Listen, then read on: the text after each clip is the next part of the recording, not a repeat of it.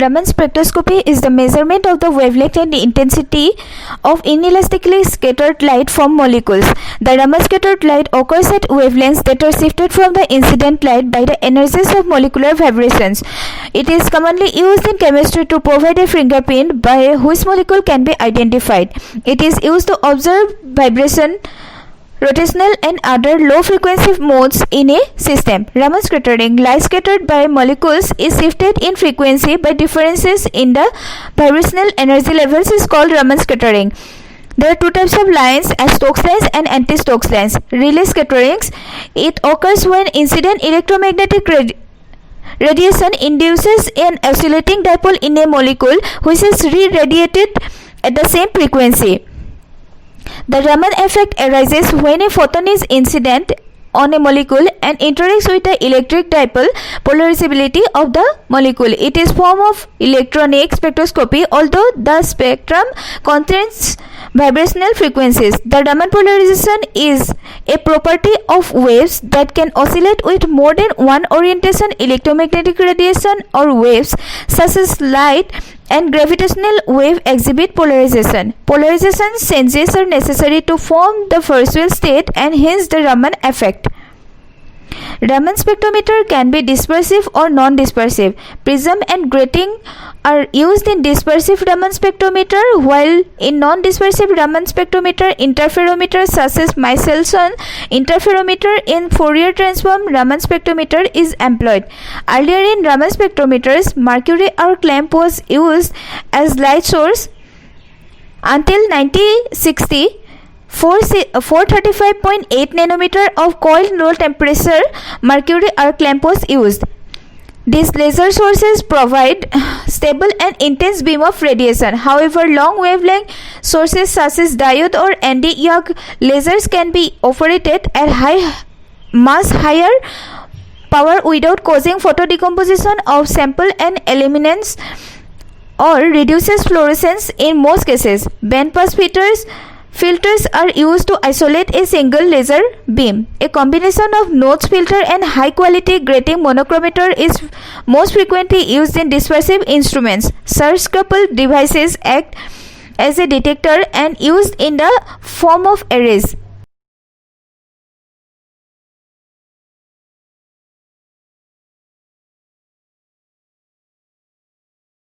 Hello everyone, we are going to discuss about the instrumentation of Raman spectrometer. The instrumentation, we will talk about the basic design which instrumentation of Raman spectrometer is based. In instrumentation, Raman spectrometer is based on scattering of light. It is based on Raman effect, that is frequency of a small fraction of scattered radiation is variable from monochromatic incident radiation. It is purely based on inelastic scattering of incident radiation. So, it contains with the radiation of incident radiation with vibrating molecules. The Raman spectrometer specimen is irradiated when a monochromatic laser beam which interacts with molecules of specimen and gives rise to a scattered light. In honor of C.V. Raman, no Raman spectrometer was named. Now we are going to demonstrate our Raman instrument, the Thermoscientific DXR2 Smart Raman. Raman spectrometer can be dispersive or non-dispersive. Here we have the dispersive Raman instrument. Here is the laser source.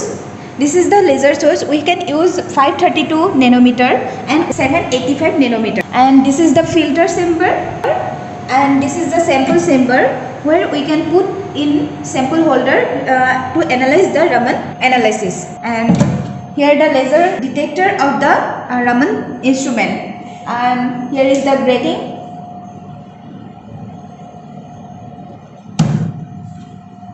First of all, here we have different types of sample holder. For solid sample, we can use this type of sample holder and this type of also. For liquid samples, we can use this type of sample holder. This is another sample holder. Now we are going to analysis part. First of all, we have to turn the laser beam After that, switch on the power button.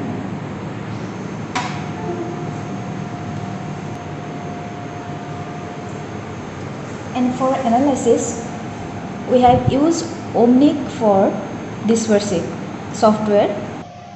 Here we can see the resetting of aperture and resetting of laser. After finishing that, we can run our sample.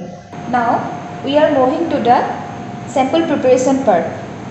For sample preparation, we can use graphene oxide liquid sample, and we can use this capillary tube holder. In Raman analysis, sample needed only small quantity. Now you can see samples are moving bottom of the part of capillary tube.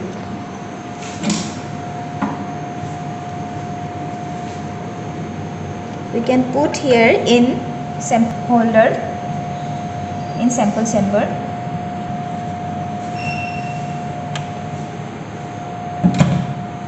Now sample mounting is completed and ready for analysis. Here we can see the software is ready for analysis. For analysis, we can click here in experimental setup. After that, we can go in bench. Here we can see laser is off and we have to on the laser. And we are waiting for laser to warm up for 5 minutes. Now you can see the laser warm up is completed and ready for focus the sample. For autofocusing the sample, we can click here and autofocusing of the sample is going on. For this sample, I have used 532 nanometer laser beam. Here we can see the autofocus is completed. After finishing autofocus, we can click here in OK. After that, we have to click in collect sample, enter our name of the sample and click OK.